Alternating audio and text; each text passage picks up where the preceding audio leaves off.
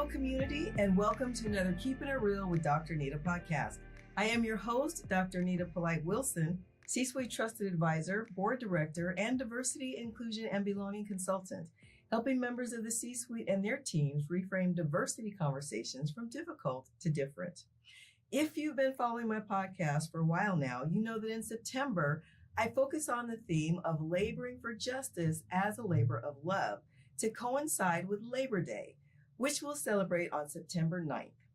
Just to provide a little context, Labor Day has been a national holiday since 1894, when President Grover Cleveland signed the law that Congress passed, designating the first Monday in September as a holiday for workers. Labor unions pressed and activists sacrificed to gain recognition of both the contributions and the mistreatment of workers at the time. That reminder in particular, that unions and activists sacrificed to gain recognition of both the contributions and mistreatment of workers at that time, is still relevant to consider in today's workforce. As a consultant, this is why belonging is such a critical element in my work as it relates specifically to developing effective team dynamic strategies. As you're probably well aware, the decline in the commitment to DEI in our workplaces since the Supreme Court's ruling against affirmative action in college admissions processes is a critical matter that's been on my mind lately. As we continue to reflect on the profound impact of that ruling, we must acknowledge its ripple effects that extend far beyond academia. We find ourselves at a crossroads where the principles of fairness, justice, and equal opportunity are being challenged in the very fabric of our corporate landscape. Just like the conversations that I host here on my podcast and with my clients, diversity is a complex web of issues that intersect race, economic justice, employment, and civil rights. We're witnessing a disheartening parallel between the arguments made against affirmative action and the wavering commitment to DEI within our organizations. It's as though the fight for equal access and representation has encountered a new battlefield. But let me be clear, this is not a time for complacency. It's a call to action. From my perspective as a diversity, inclusion, and belonging consultant, I've seen both the triumphs and the setbacks.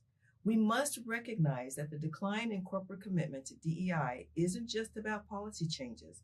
It's about the lived experiences of individuals who are systematically excluded from opportunities they deserve as capable, insightful, talented people who are the keys to corporate goal achievement when given the chance to be recognized as valuable contributors. The implications of the trend I'm seeing in the decline of a corporate commitment to DEI are far-reaching, touching every facet of our society, from employment prospects to the broader social fabric.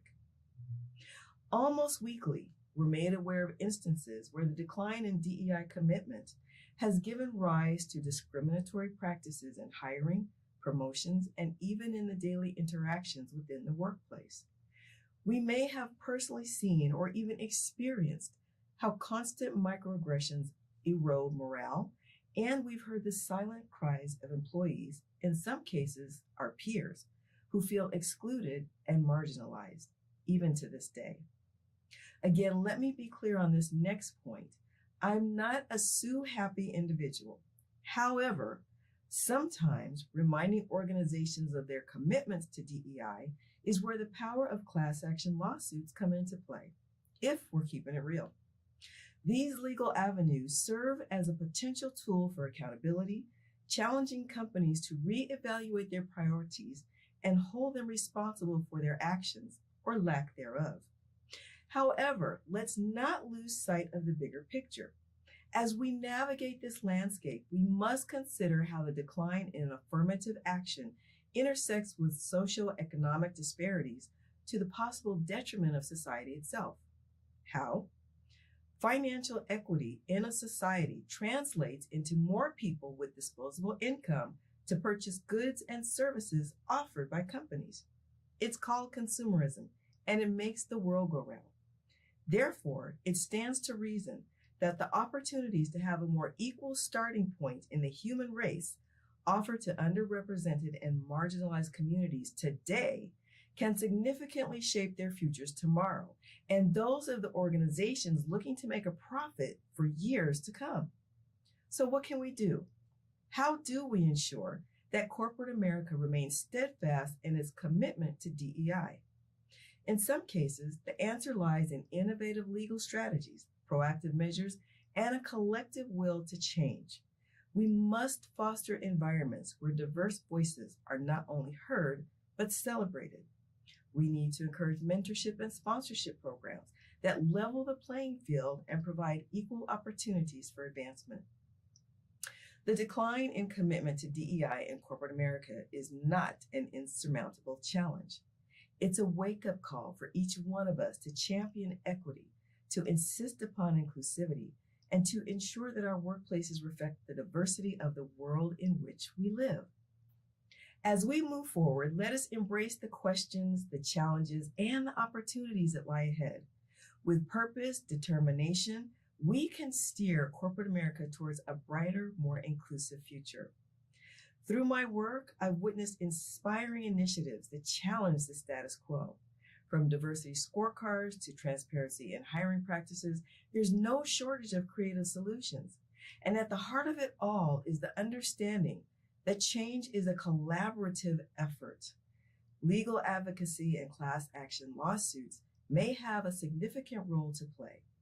In that context, we need to understand that they're not just tools for retribution, they are catalysts for change. This month on Real Conversations from the C-Suite, my guest is Attorney Joseph Richardson, managing partner with the McCune Law Group, where he leads the firm's racial and economic justice practice. This practice group is designed to be a voice for the community. It is intentionally and uniquely positioned to bring actions against entities and institutions whose policies disproportionately harm people of color in the workplace and the consumer small business marketplace. The group encompasses areas including employment, civil rights, and consumer and small business class actions. In our first conversation with Attorney Richardson, we'll discuss the Supreme Court's ruling against affirmative action in college admission processes and hear how he perceives its impact on corporate America's commitment to diversity, equity, and inclusion efforts. In our second conversation, we'll examine any notable instances where the decline in a commitment to DEI in corporate America has led to discriminatory practices in hiring, promotions, or workplace environments. In our third discussion, we'll explore how he views the interplay between the decline in affirmative action in college admissions and its potential effects on socioeconomic disparities.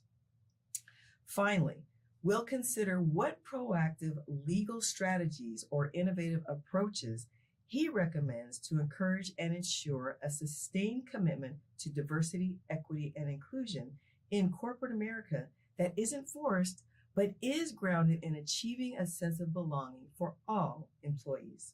Please join me for this series of real conversations from the C-Suite with my guest, Attorney Joseph Richardson, managing partner with the McCune Law Group, as we continue to reinforce the message of laboring for justice as a labor of love.